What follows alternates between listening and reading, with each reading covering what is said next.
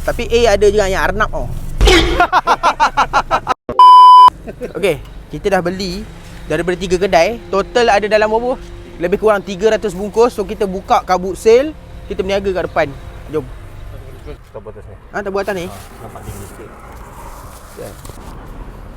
Cik, nasi lemak cik. Nasi lemak.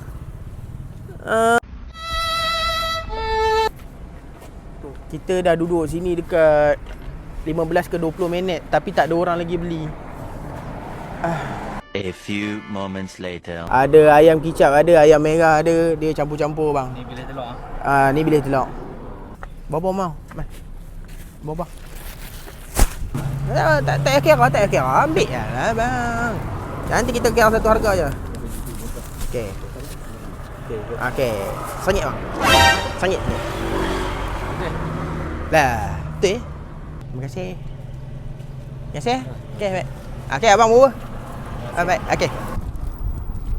Harga macam mana? Harga kira sekali ya. Yeah, boy. Abang pilih abang mau apa, abang letak je dalam plastik. Sekejap nak ni. Okey. Tapi A ada juga yang Arnab oh. Mana? Dah cukup. Cukup Abang RM1 bang. RM1 ah. Bagi betul. Bagi betul lah RM1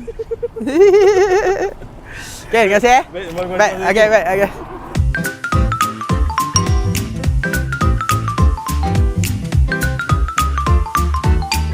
Enam. Cash tak ada RM1? Tak ada. Saya ada. Saya ada. Ambil je dulu.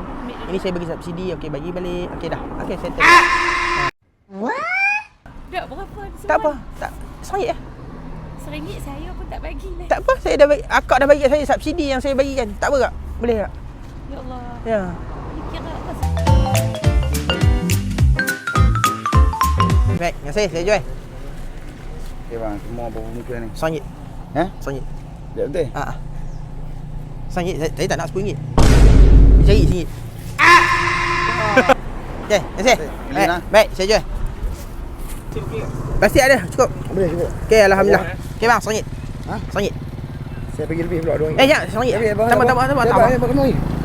Dari berapa pergi tu lah. Terima kasih. Baik. Baik, so. Bagaimana? Alhamdulillah habis. Habis bisnes kita daripada penuh sampai ke kosong dekat sejam kita duduk sini. Terima kasih orang Perlis. InsyaAllah kita jumpa lagi.